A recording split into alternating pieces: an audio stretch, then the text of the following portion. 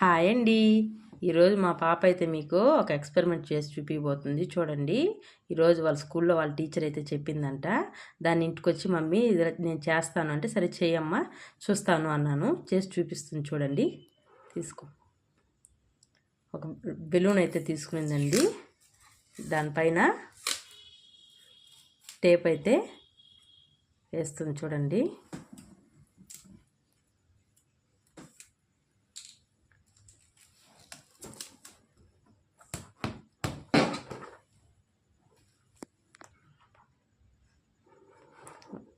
Tape అయితే వేసింది కదా చూడండి.